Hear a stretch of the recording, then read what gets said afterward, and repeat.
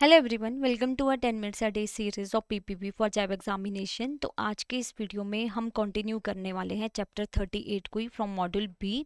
जैसे कि हमने लास्ट लेक्चर में डिस्कस किया था all about the NBFC, MFI and HCF, and देखा था कि जो बैंक बोरोविंग थी वो मेजर सोर्स ऑफ फाइनेंस थी।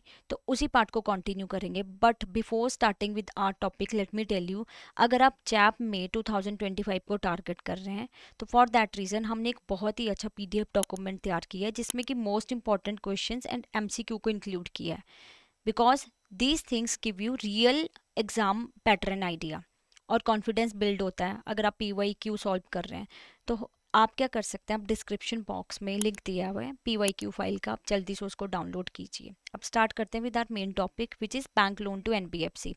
जैसे कि हमने डिस्कस किया था कि जो बैंक बोरोविंग है वो मेजर सोर्स ऑफ फाइनेंस है एनबीएफसी के लिए।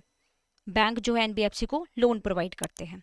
अब बैंक क्या करते हैं, बैंक में extend need based working capital facilities as well as term loan to all NBFC. Requirement क्या होनी चाहिए, registered with RBI. Working capitals मतलब day to day business run करने के लिए जो फंड्स रिक्वायर्ड होते हैं, term loan, long term loans, तो यहाँ पे उन एनबीएफसी को प्रोवाइड करेंगे बैंक्स लोन जो रजिस्टर्ड है आरबीआई के साथ और इन एक्टिविटीज में एंगेज्ड है। इंफ्रास्ट्रक्चर फाइनेंसिंग हो गया हमारा, equipment leasing, hire purchase, loan, factoring and investment activities. But कुछ गाइडलाइंस होती हैं।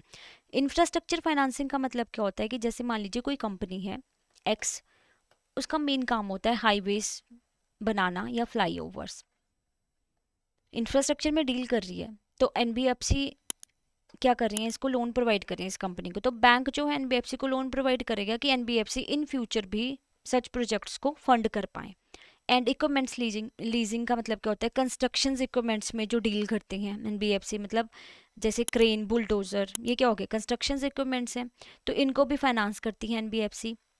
तो बैंक इनको भी लोन प्रोवाइड करेगा। सिमिलरली हायर परचेज में जो है कि कोई भी जो आपकी व्हीकल है आपने इंस्टॉलमेंट्स पे परचेज करनी है, आपने स्मॉल लोन्स आगे देने हैं। फैक्टरिंग सर्विसेज मतलब आप इन्वॉइसेस परचेज कर रहे हो और कैश प्रोवाइड कर रहे हो, या शेयर, बॉन्ड्स, डिवेंचर्स में इन्वेस्ट कर रहे हो, तो उनमें बैंक जो है लोन प्रोवाइड करते हैं। और बैंक क्या करते हैं, लोन प्रोवाइड करते हैं उन एनबीएफसीज को भी जो सेकेंड हैंड एसेट्स कंपनी को आगे लोन प्रोवाइड कर रहे हैं। जैसे कोई कंपनी है जो मतलब ट्रैक्टर आगे सेल कर रहे हैं फार्मर्स को, सेकंड हैंड है बट ये, तो इन सिनेरियो में भी ये नहीं है कि यहाँ पे बैंक जो है लोन प्रोवाइड नहीं कर रहा है एनबीएफसी को क्योंकि प्रोडक्ट जो है सेकंड हैंड है, ऐसा कुछ नहीं है। अगर सेकंड हैंड एसेट्स भी में भी डील कर रहे हैं तो उनको भी जो है बैंक जो है एनबीएफसी को लोन प्रोवाइड करेगा। और लार्ज एक्सपोजर नॉर्म्स एप्लीकेबल होते हैं to bank finance to NBFC.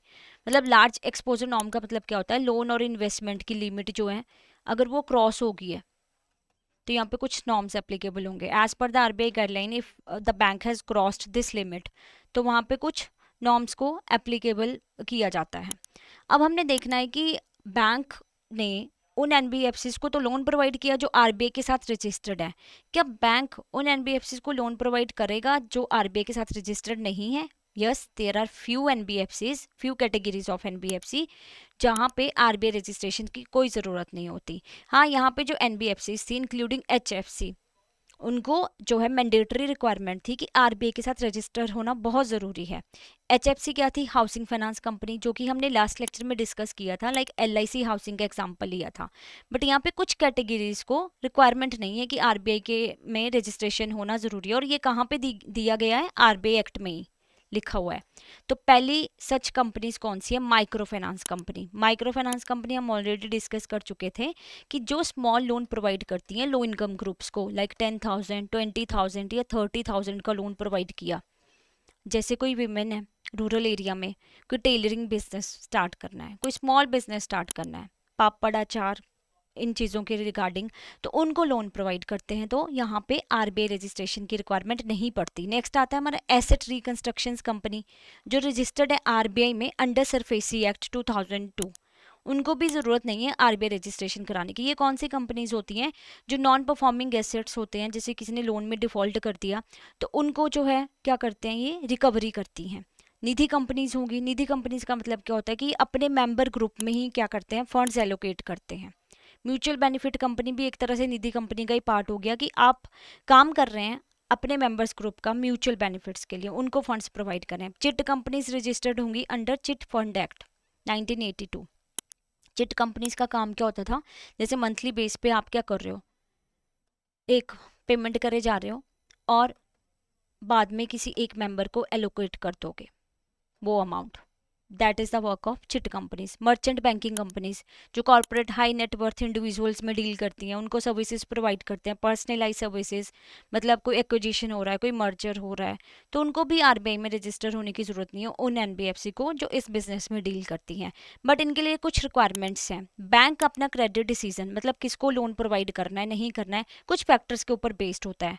इनके बारे में हम बात कर रहे हैं जो जहाँ पे आरबीआई की रजिस्ट्रेशन की ज़रूरत नहीं है। तो सबसे पहले तो पर्पस क्या है उस लोन का, क्यों चाहिए लोन, बैंक को ये जानना ज़रूरी होता है। यहाँ पे नेचर और क्वालिटी क्या है अंडरलाइंग एसेट्स की, रिस्क परसेप्शन क्या है, रिस्क फैक्टर कितना है। अब अंडरलाइंग एसेट का मतलब क्या होता है, जो एनबीएफसी ने आगे एज ए कोलैटरल एसेट दिया हुआ है। बैंक तो देखेगा कि अगर ये एसेट जो है वैल्यू भी है उसकी जितना लोन हम प्रोवाइड कर रहे हैं या नहीं है, हमें बेनिफिट होगा। अगर इन केस एनबीएफसी डिफ़ॉल्ट करती है, अगर हम उसको आगे सेल करते हैं जो कोलैटरल में जो एसेट एनबीएफसी ने दिया है, तो क्या हमें उसका बेनिफिट होगा, ये सारी चीज़ों को एक्सेस करेगा बैंक, तभी लोन प्रोवाइड करेगा।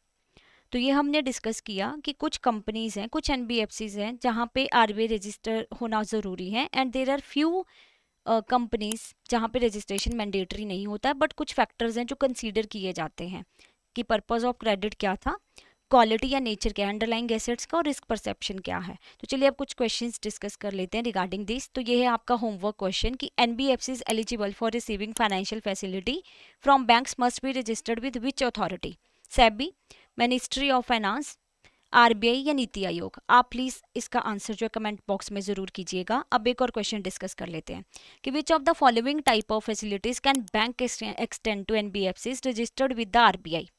क्या सिर्फ टर्म लोन्स प्रोवाइड करेंगे, या वर्किंग कैपिटल फैसिलिटीज देंगे, या both term loan and need based working capital, या ओनली फैक्टरिंग सर्विसेज। कौन सी फैसिलिटीज में बैंक एक्सटेंड करते हैं? तो इसका राइट आंसर है सी, both term loan and need based working capital. So that's all for today, but let me tell you, अगर आप जैप में को टारगेट करें and you have a less days, आप चाहते हैं कि आपकी प्रिपरेशन जो है 12 डेज में हो जाए, तो we have a super crash course for you, जहाँ पे हम 4 कंपोनेंट्स को बहुत ही इजीली कवर करते हैं with live classes, short notes and test series. तो what you have to do, link is given in the description box, तो आप वहाँ पे जाइए, हमारी वेबसाइट पे लिंक क्लिक कीजिए और वहाँ पे जैप 80 कोड यूज़ करके इस फैसिलिटी को अवेल कर सकते हैं। So that's all for today, but if you have any query और एनी डाउट, तो what you can do, you can contact us on this number and can mail as well, that is hello@edutap.co.in.